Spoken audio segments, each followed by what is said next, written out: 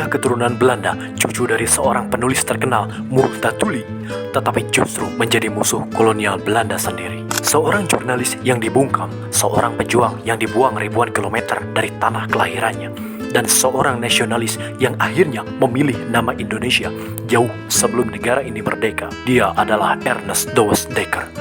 Ini bukan sekedar kisah hidup, ini kisah seorang pemberontak ideologis yang menyadari bahwa warna kulit bukanlah batas seseorang memperjuangkan keadilan.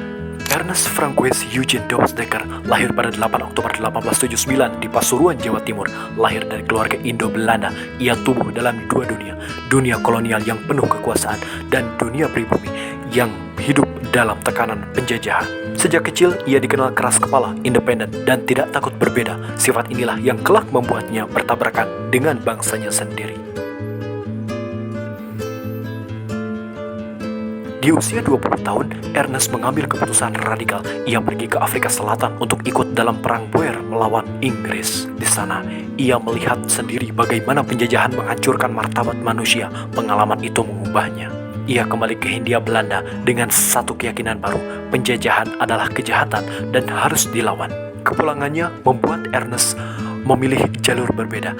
Ia menjadi jurnalis, tetapi bukan jurnalis biasa. Ia menyerang pemerintah kolonial secara terbuka lewat tulisan, kritik, dan ide-ide radikalnya tentang kemerdekaan tanah jajahan. Tulisan-tulisannya mengganggu, suaranya terlalu berani. Pemerintah kolonial mulai memperhatikannya dan tidak suka. Pada 1912, bersama dua tokoh besar, Suwardi Soedjaningrat atau Ki Hajar Dewantara dan Cipto Mangunkusumo, Dekker mendirikan Indische Partij. Ini adalah partai politik pertama yang secara terang-terangan menyatakan Hindia harus merdeka. Tiga tokoh ini dikenal sebagai tiga serangkai. Ide mereka sangat berbahaya bagi Belanda karena untuk pertama kalinya gerakan anti-kolonial memiliki bentuk organisasi yang jelas. Pemerintah Belanda panik. Tulisan-tulisan Dekker, kritik Ki Hajar, dan pidato Cipto menyebar di kalangan pemuda. Mereka dituduh menghasut, berbahaya, bahkan dianggap ancaman negara. Akhirnya, pada tahun 1913, Belanda mengambil langkah paling ekstrim, mengasingkan tiga serangkai ke Belanda dan luar Jawa. Dekker dibuang ke Belanda, tetapi pembuangan itu justru membuat pemikirannya semakin matang. Ia belajar lebih banyak tentang demokrasi, kebangsaan, dan perjuangan politik. Sekembalinya dari Hindia Belanda, Dekker tidak berhenti. Ia bekerja sebagai guru, penulis, dan pemikir politik yang terus mendorong ide nasionalisme Indonesia. Pada masa inilah ia mengambil nama baru, Danudirja Setiabudi, sebagai simbol bahwa dirinya memilih identitas Indonesia, bukan Belanda. Ketika Jepang masuk pada 1942, Dekker ditangkap lagi. Baginya, penjajahan adalah penjajahan, siapapun pelakunya. Ia dikurung dan diawasi ketat hingga akhir perang.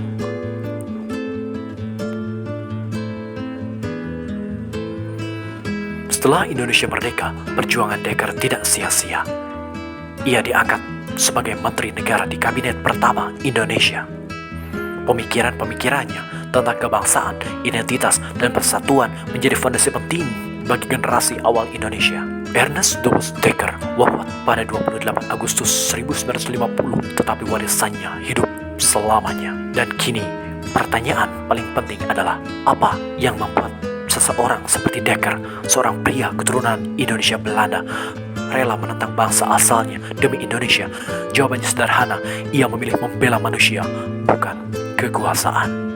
Karena sejarah bukan hanya tentang masa lalu, tapi sejarah adalah cermin siapa kita hari ini.